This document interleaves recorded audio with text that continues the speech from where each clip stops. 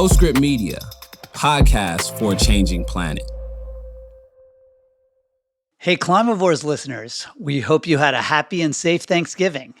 And if you went with a traditional Thanksgiving dinner, we hope you enjoyed one of your most climate-friendly holiday meals of the year.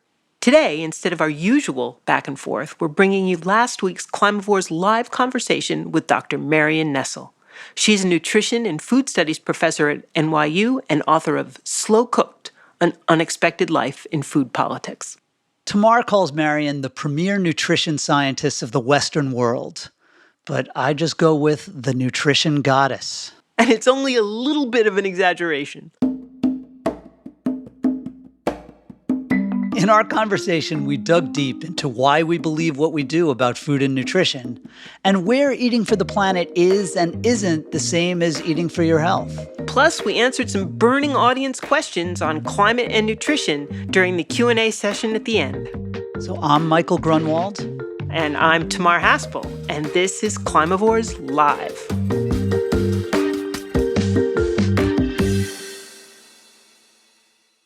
We have a quick favor to ask you. There are tens of thousands of you out there, and we want to learn more about you. Why do you listen to our pods? What do you get from them?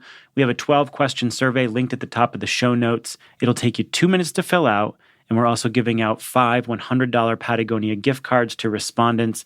So go ahead and fill it out for us. Thank you so much. It really helps us. Have you ever wondered which animals can breathe through their butts? Well, if you haven't, I bet you are now.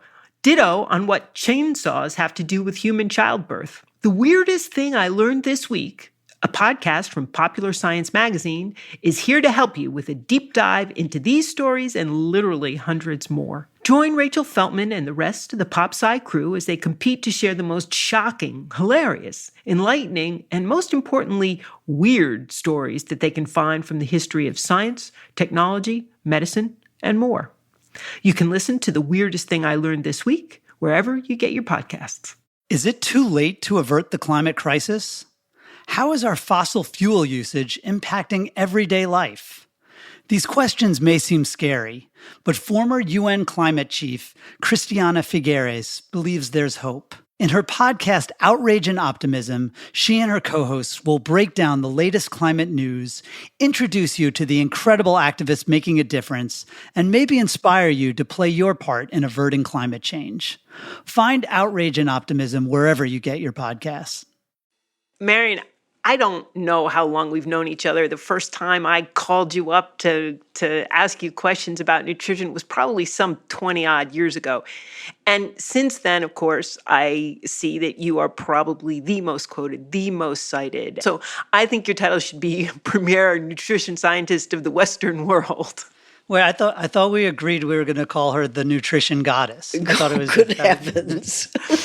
Okay, so these are the things we fight about backstage here at Climavores. But, well, I'm glad to be here. I'll just leave it at that. and like one of the most interesting parts of your book was when you talk about coming to the field of nutrition from molecular biology and getting interested in it in like 1975. And this realization that in the nutrition studies that came before, there wasn't a whole lot of rigor going on. And you know, it was funny because I come to it with, you know, some background in nutrition, but Mike picked up on exactly the same thing.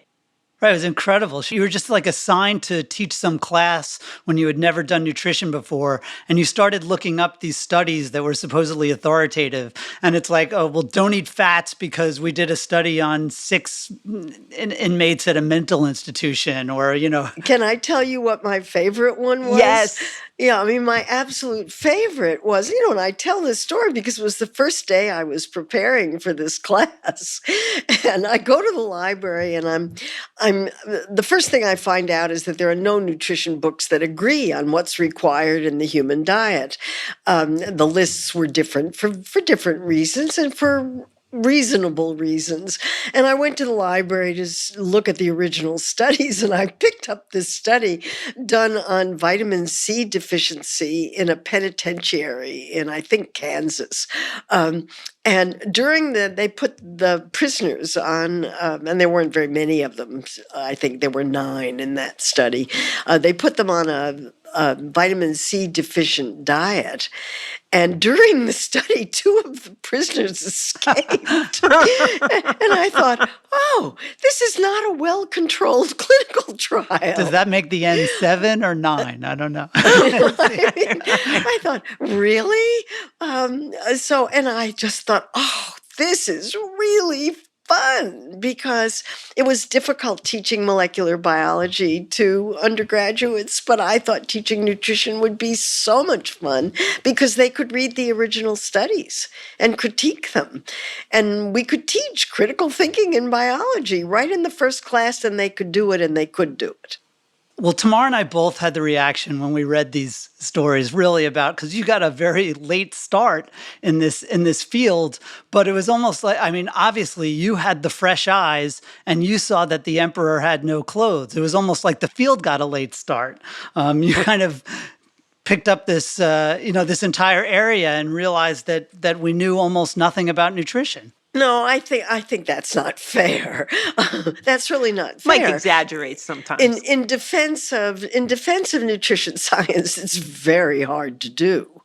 It's really difficult. First of all, you can't do studies on prisoners anymore, which is unless they're voluntary. So that, what I think is the most important nutrition study done in decades was done in a metabolic ward, which is essentially a prison, but for a very limited time, and people volunteer to do these studies and are paid for them.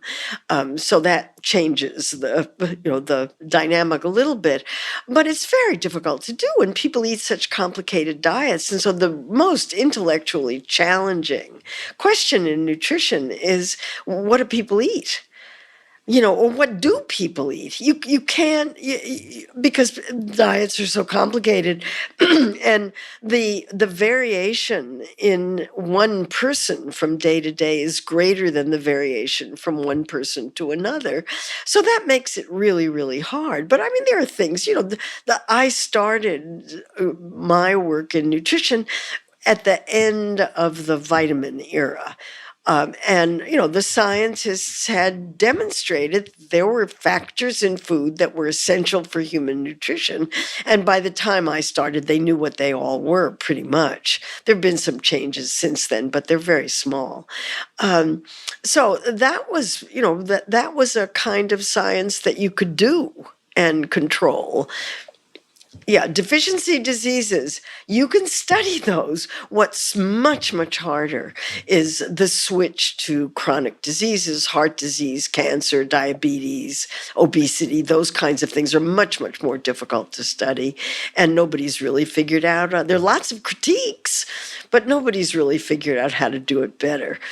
And I think nutrition scientists are trying to do the best job they can. Oh, so I was just going to say, without point, I don't want to point fingers at the scientists. We can sort of agree that this is really hard to tease out. But for people who are newer to nutrition, like I am, let's just sort of stipulate that it's very difficult. And back 50 years ago, they were trying their hardest, but they didn't know very much, except maybe about what nutrients we needed. 50 years later, can you give us maybe a baseline of what do we know about what we should eat? That we didn't know when you started in 1975. The world is divided into lumpers and splitters. I turn out to be a lumper. So I tend to look at things in the sort of the big picture, and I don't care about the details. I think dietary advice is so simple that the journalist Michael Pollan can do it in 7 words. Eat food, not too much, mostly plants. And really, once you define what a food is, He's really got it. How I wish I could write like that. Once you define that a food is something that is not what we're now calling ultra processed, which is a relatively new concept that I think is a huge advance in nutrition, we know what a healthy diet is. And, we can argue about the details. We can argue about whether more fat or more carbohydrate is better or worse. But basically, if you're eating a variety of real foods that aren't highly processed and you're eating your veggies, you're doing okay. Relax, enjoy your dinner. I am, like you, a lumper. I, like you, think that Michael Pollan's advice was the best 7-word food advice that you could give. But I think that the debates and the arguments, and let's face it, the brawls about nutrition that are panning out now in social media, but before that in magazines and all kinds of media, is splitters. And I love this distinction between lumpers and splitters because almost all of the debate is dominated by splitters. And so we have this advice. And when people talk about how, nutrition advice keeps changing and it's impossible to follow, eggs are good, eggs are bad, saturated fat is good, saturated fat is bad. And that advice, those things have changed. So can we hold nutrition science accountable for some of that stuff, for a little too much splitting that has left people hopelessly confused, and with the idea that splitting is the right thing to do when you're thinking about what to eat? Right. I wish everybody was a lumper because they could relax and enjoy what they're eating a lot more and not worry about it so much.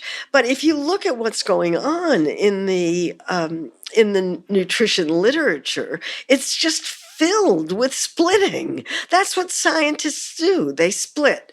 I have a particular thing about industry-funded research. It's my obsession. I'll admit to it. It's my obsession.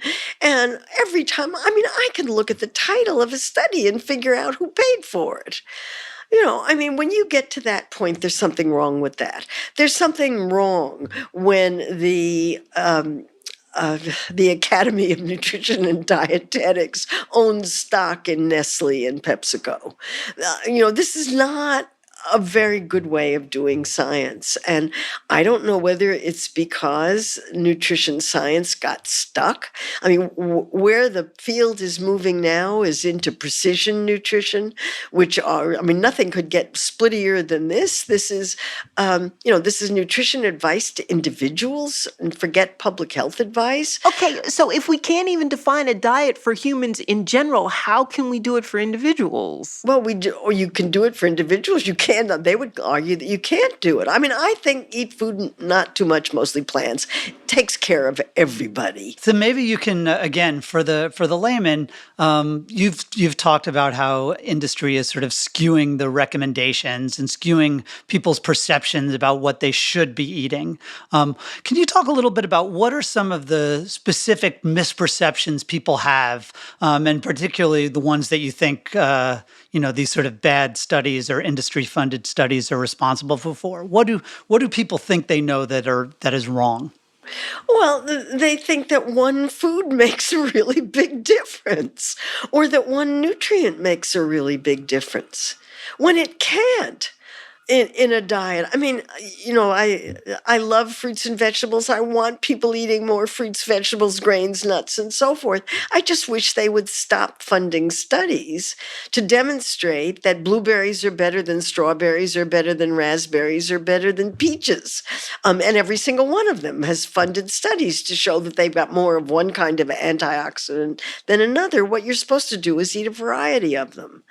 And the only reason for doing these things is for marketing purposes. The real problem that we have in our food system is we've got too much food available. Let me ask you one question about what you just said, because when I talk to people, nutrition scientists, specifically usually nutritional epidemiologists, not people doing so much controlled trials, but sometimes them too, because we see controlled trials on blueberries and almonds and all those other things. Yeah, and they're very well executed. And when I push back on these, one of the things that I hear a lot is that if we didn't do those studies, all of these scientists would basically be unfundable. Because there's no public money for nutrition. And that's a very inside baseball or inside nutrition science answer. But have we created a monster of all these nutrition scientists, and the only thing to do is these industry funding studies? I think not. I mean, Kevin Hall isn't funded by industry.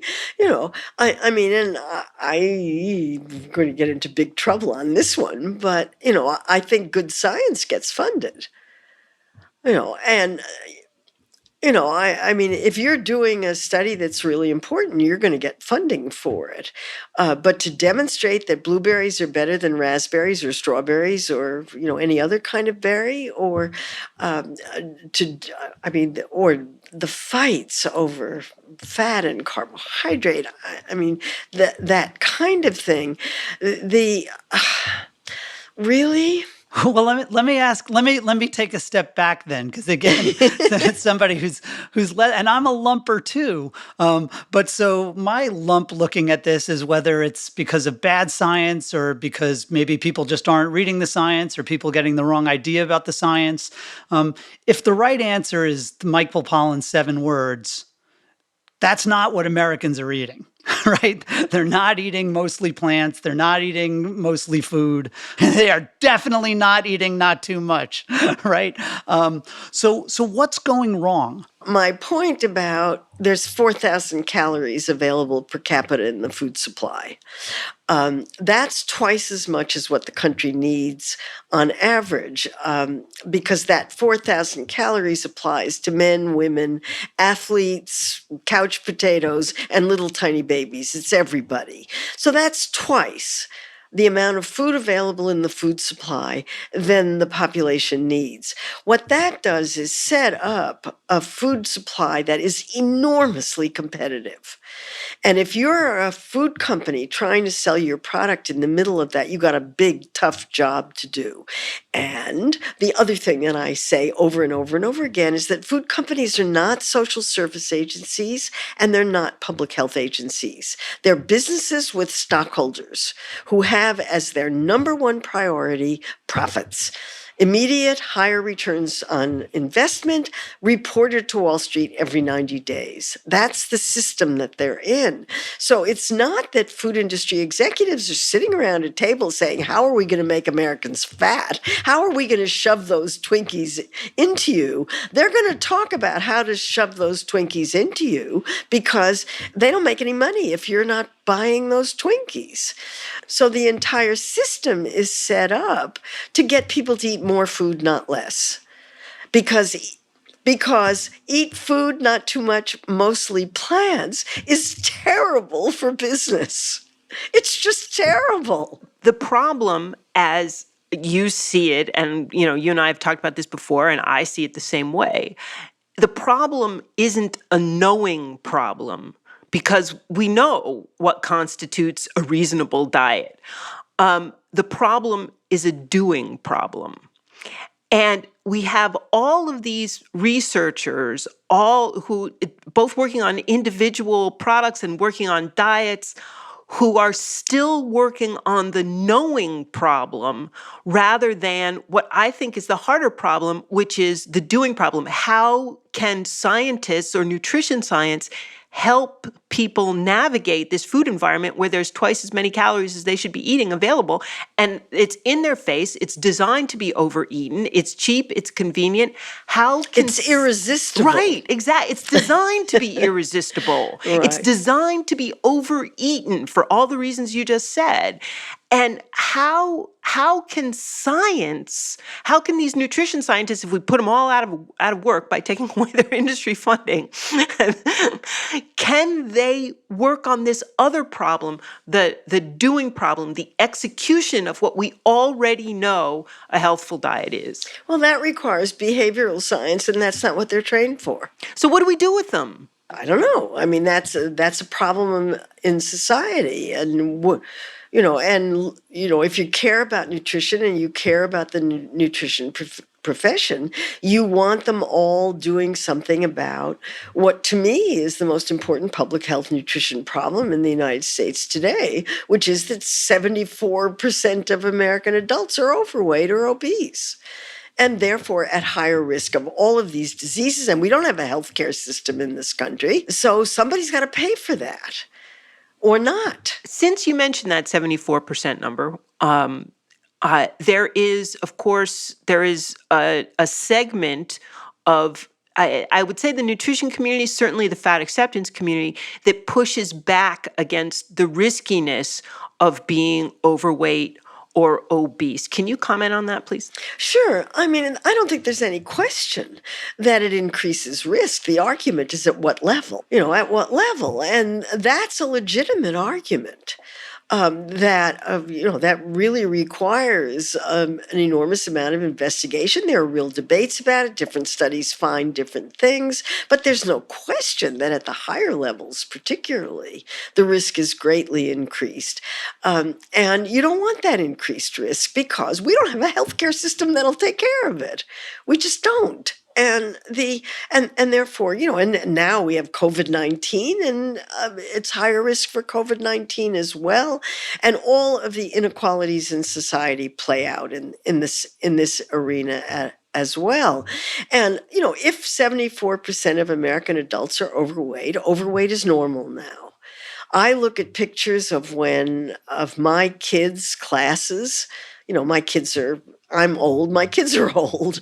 I look at pictures of their classes, and there were no overweight kids in their classes. They were all skinny they look underfed by today's standards. You look at pictures of classes now, and the kids are much heavier. Is this good, bad, or indifferent? I think it's a problem for society, and one that arguing that being overweight is stigmatized, which is absolutely true, isn't going to solve. And so there's the stigma issue is a really important one, and I'm all for non-stigmatizing. On the other hand, I'm also for trying to do something to help prevent what is a really serious public health problem that people can't do on their own. You can't fight a whole food system on your own. You can't do it. It's just not possible to do that. If you've got delicious, irresistible food in front of you, you're going to be eating it. I'm going to be eating it. Everybody else is going to be eating it too. As we close out the year, we're thinking about the future of our podcast slate in 2023. We are dedicated to finding the best audio stories about climate, plus business, tech, culture, and politics. And now we want to find out more about you. We've got a short 12-question survey linked in the show notes that will help us create more relevant editorial and sponsor content in our shows. We look forward to hearing from you. It's so helpful to us. And as a thank you for completing the survey, please leave your name and email at the end if you like. And if you do that, you'll have a chance to win a $100 Patagonia gift card. We've got 5 of them that we're going to be handing out. Find the survey link in our show notes. It'll take you 2 minutes, and you'll get entered to win a $100 Patagonia gift card. Thanks. Marion, let me ask you, and this is at the risk of getting maybe slightly splitty, but perhaps in the lumpiest way possible. And as Climavores, it's going to be pretty obvious why we're getting into this. But one, I guess you could eat, they're whole foods, right? But Americans in particular, but the world in general, eats an awful lot of animal products. And I guess they count as food, not as mostly plants, but we eat an awful lot of them. And there are a lot of questions about basically, do we eat too much? And Tamar and I have said way too much for the planet, but how about for our health? And do we eat too much meat and dairy? Yeah, I mean, there's one good lumping thing in this, and that is that the diet that's believed to be, pretty much consensus believed to be best for health is also the diet that's best for the planet, and that's eat food, not too much, mostly plants. So we're back to that again. And the mostly plants means for Americans, because we eat so much meat, eating less meat because of the effect of beef consumption in particular on greenhouse gas emissions. And I think that the documentation of that is really pretty impressive and consistent. But it makes it easy because if you're going to do dietary advice, you advise people to eat unprocessed foods as much as possible, or minimally processed foods. Make sure they eat a lot of fruits and vegetables. The eat less meat is implied in that, and not too many calories. And then we go back to why can't people eat that way? Well, first of all, people love processed foods and they love meat. And meat has become an American icon. If you advise eating less meat, that's un-American. And you'll hear from the beef industry about it. Well, when we did our episode about meat, we had a clip of John Wayne with his cattle, and it was from Red River, I think, where he's like feeding Americans beef, and that's sort of deeply ingrained in our American identity. 4th of July. Yeah, that's right. But there is, as you know, a segment of the nutrition world that pushes back pretty hard on this idea of mostly plants. And they're committed to the idea that meat is actually healthful, that saturated fat is not bad, and that one of the reasons this mostly plants advice has gotten traction, not just from Michael Pollan, but that's basically what the recent Eat Lancet report, which was this big report that was supposed to define what a diet optimal for humans and planet is. And that, there are accusations of, big vegan funding because it was right. And that, especially the ties, because a lot of this advice is coming out of the Harvard School of Public Health, and there are ties between it and some, vegan-oriented or plant-forward organizations. And so their charges, and it's almost like, they're trying to hoist people on their own petard because, of course, we've talked about industry funding and how that can bias things. And so their accusations of, tainting in the other direction too. Do you give them any credence? Well, mostly plants doesn't mean exclusively plants. Right. Well, the Eat Lancet report wasn't exclusively plants. It was mostly plants. At least not to me. It's not. And, again, this is a lumping way of looking at it. You get to eat meat. And even the Eat Lancet report had in a box that it was really important for people in developing countries who were on very, very low-calorie diets to have some animal products in their diet because they would be much better nutritionally. But I'm going to go out on a limb here and say that most Americans are not nutritionally deprived. If it's it's so vitamin and mineral deficiencies. I mean, there's a lot of talk about on the edges that, that there's suboptimal intake of some vitamins and minerals, but you don't see evidence of nutrient deficiencies in people walking around on the street unless they're taking a lot of alcohol or drugs or have other really serious health problems. You just don't see it. So it's not, we don't need meat for the nutrients, but a little meat goes a long way.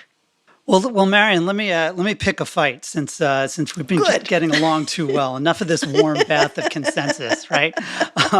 Because it's true, right? Like mostly plants means some meat, and real food means not processed food. You've been very tough on plant-based meat, the meat substitutes, the fake meat, which I think we'll all agree is processed. But for those of us who think about climate all day long, and know that we do eat the equivalent of 3 burgers a week here per capita in the United States, it's desperately important that we reduce meat consumption, the actual animal meat consumption. And it would be awesome if everybody suddenly started just eating lots of kale and lentils. Lentils. Lentils, we all love lentils. But so far it ain't happening. And, if they can come up with the fake meat that tastes and feels and sears like the original, that certainly would be an awesome climate win. maybe we've discussed this. Seems like kind of compared to normal burgers, sort of so-so, kind of give or take a wash on health. And yet you've been really tough on it. So can you sort of like explain why? Well, I have my prejudices, and this is one of them. I love that you just put it out there like that. Well, you want to accuse me of it? It's clearly there, and one of them is I don't eat anything artificial if I can avoid it. I think you look at the ingredient lists of the plant-based meats and their concoctions of ingredients. That's very unattractive to me. I have choices. I have enough money to make choices. I would rather eat meat than eat those things. I don't understand them, because if you don't want to eat meat, you don't have to eat meat. It's not essential to the diet. And I just don't understand why anybody would want an artificial substitute. I never liked those artificial fish things either. The surimi stuff, and I don't eat foods with artificial sweeteners. It's just something that I think I want to know how to metabolize. I want to know that we evolved to metabolize the food that we're eating. And so when I look at these things, I think, well, this isn't very attractive to me, and I don't really understand them, although I do understand the goal of trying to reduce meat consumption, and many of the people who are involved in the plant-based meat movement are people who care a lot about animal welfare and animal rights. But it was explained to me by one person who really likes the artificial meat, saying that she's just so happy that they exist and McDonald's is serving them because she can now take her child to McDonald's. And that's the downside. And I have a foot in your camp, and I've fessed up to this on Climavores before, and Mike knows this about me, that although I am in favor of plant-based meats as a product, as a policy, I don't want to cook with them in my house because it just doesn't seem like it. I totally admit that this is absolutely visceral and it is not intellectual. Prejudice. Totally prejudice. You and me will have dinner together. We'll talk about it. And the question is, okay, step back from not wanting to eat it yourself and ask yourself if this could displace beef. And that's a big if, and it hasn't yet. If it could displace beef, is that a good thing? I never advise anybody to eat in a way that I don't eat. I follow my own dietary principles. I eat food, not too much, mostly plants. I mean, that's how I eat normally. I like eating that way. Tell me again what you think the good diet advice is. Right. I mean, that's how I eat. And I would never ask anybody else to eat in a way that I don't, and I don't eat that stuff. So it doesn't interest me. I think it's fascinating from a political standpoint. I follow the stock market on it just like everybody else does. And I think it's really interesting that people are doing these things. They're fungus-based ones and mushroom-based ones, mycelium-based ones. I mean, it'll be interesting to see what happens to all of them. I'm not very interested in them. You guys are admitting that this is sort of, kind of a knee-jerk, visceral reaction. Oh, I'm 100% in favor of them. I want to be clear about that. But again, there are like millions of people living in the floodplain in Bangladesh who care a lot about, our diets. And, you don't want to be too preachy about any of this stuff. But also there's this notion like, kind of eat what you want. Our diets do have a real big impact, not only on ourselves, but on the world. And there is this sense that there's something kind of icky. I mean, I think kind of what goes on inside a cow is kind of icky too. Again, it's all a matter of taste, but we don't know anything bad about cultured meat. This idea of growing meat out of cells, the idea of, as you mentioned, fermentation, all kinds of different ways of creating meat without animals. There's no evidence that it's going to be terrible for us, no evidence that it's going to be great for us. We sort of don't know, but we really do know what it's preventing. And that's like this kind of unsustainable situation with essentially ruminants, mostly beef, in the world that presumably at some level has to change. Well, I think there are other ways of getting at reduced beef consumption. You could stop subsidizing their feed, for one thing. And raise the prices. But that, of course, requires changing our agricultural system to one that promotes food for people rather than feed for animals and fuel for automobiles. I mean, we have a system in which the healthiest foods are perceived as the most expensive and, in fact, are the most expensive. And unless we do something about that, we can't we're not going to have a diet that's healthier for people and the planet. So, I mean, there are lots of political issues involved in this that are very complicated and very difficult to deal with. And it's hard to know how they're all going to play out. What the subsidies do is to cause overproduction. The subsidies encourage farmers, because the subsidies go to corn, soybeans, sugar beets, those kinds of things. It encourages farmers to grow more of them and often to grow them in places that are climate inappropriate. They shouldn't be growing those things where they're growing them, but they get more subsidies if they do. And so it's kind of an indirect way of doing that. If you look at what's happened to prices since 1980, when all of these problems started, the price of fruits and vegetables has gone up much, much higher than the price of ultra-processed foods or the price of sodas or the price of foods in general. So there's something about the way our food system works that makes the cost of the foods that you want people to be eating more of more expensive, and the cost of the foods that you want them to be eating less of less expensive. That doesn't work. So, and I guess the way that I have thought about this and the way that I talk about it a lot is that, when we think of what are healthy foods, automatically we turn to fruits and vegetables. But, as I'm sure 1% of our 400 million crop acres grow vegetables. And in the meantime, the backbone of a diet that's healthy for people and planet is whole grains and legumes. And those are subsidized in exactly the same way that corn and soy are. And but they're subsidized in Title I commodities. They're subsidized less because they're grown less, absolutely. And in fact, but we increased the price, right? You mentioned ethanol that we pour it into our cars. That increases the price of those grains, right? That doesn't make it cheaper. That's that's creating additional demand. And I think the point is well taken. But I think it's a little more complicated than that. But are there other things that you think that the government can do that can shift people's diets? Oh, we could have an education campaign for one thing. Start with that. Do you think we should start in schools? Because I once was talking with Michael Jacobson, the former head, I know you know him, of the Center for Science and the Public Interest.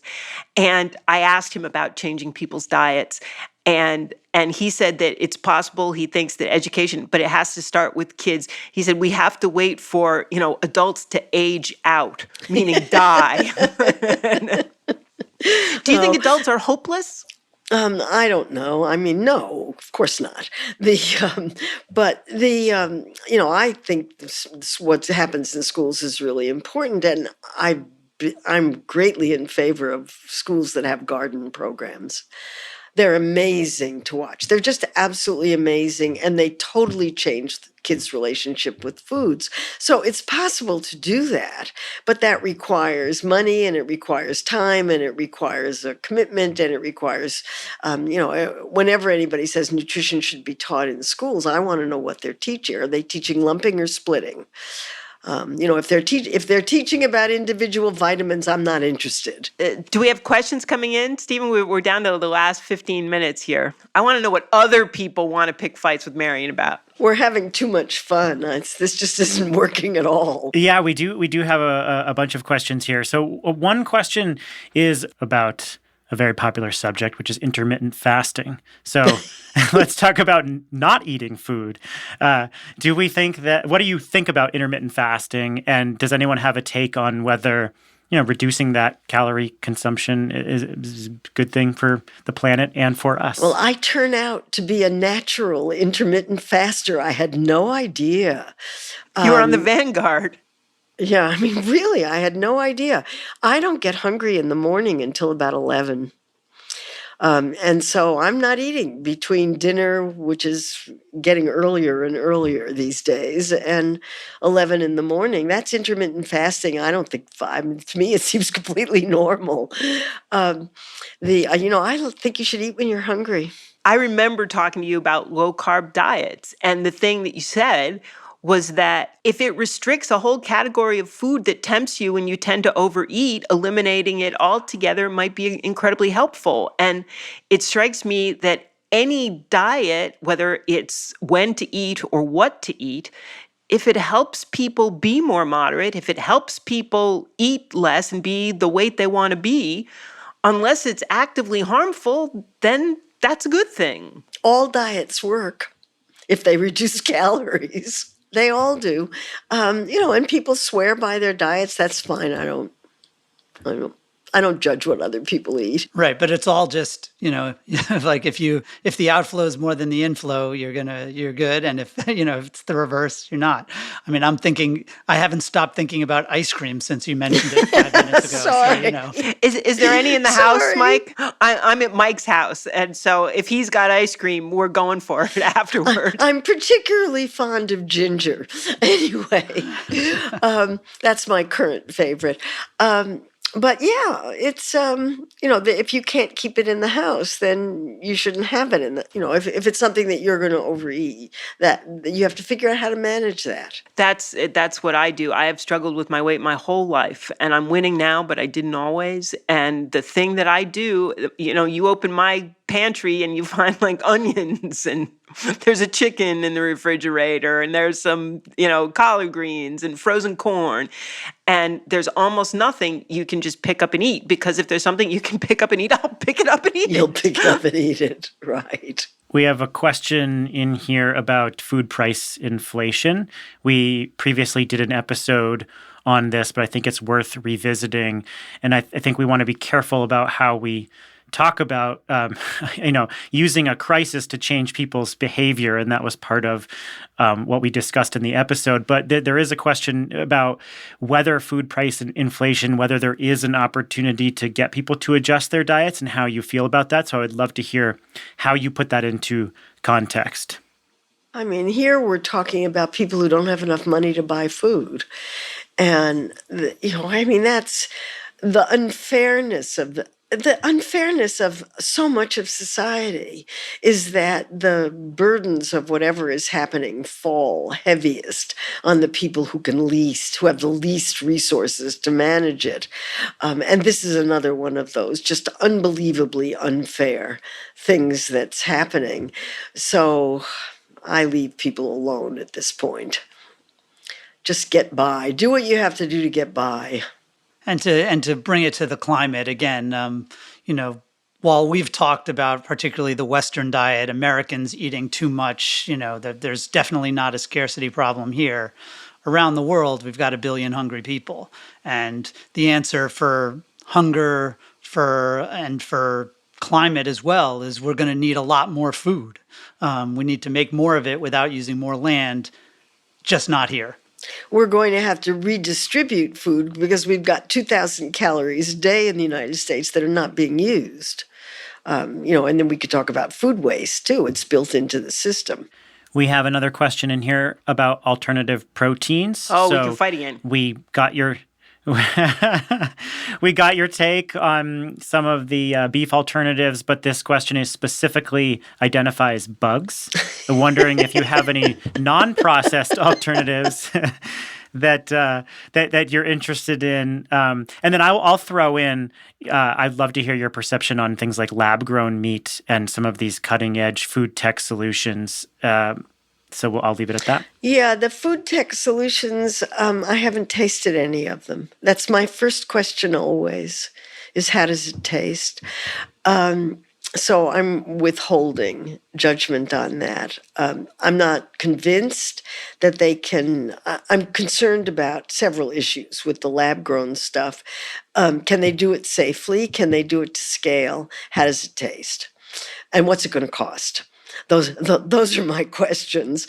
And until those questions have answers, I think you have to withhold judgment on it.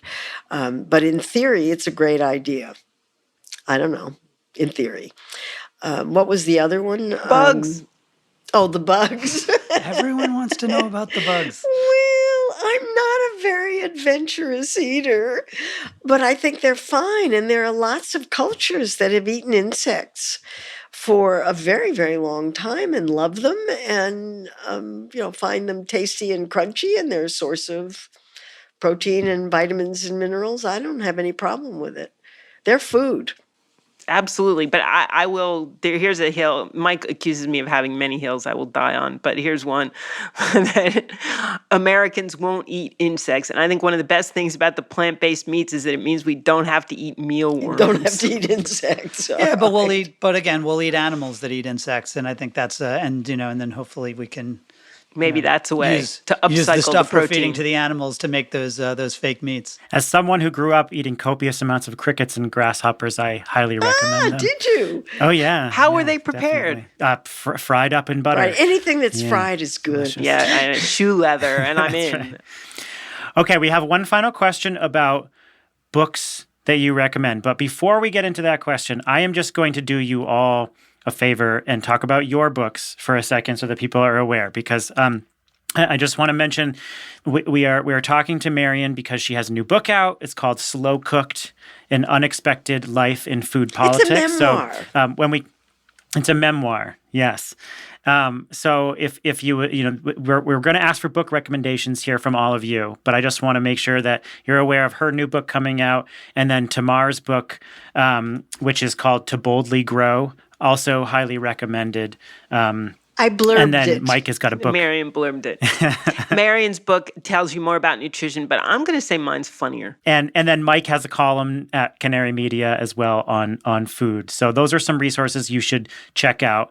And now, to transition to the question, if you had to recommend a few books on food and diet, or just resources for the general reader who wants to be conscious of a healthy diet and its planetary impact, what would you recommend? Oh, can I go first? Because I want to recommend Marion's book.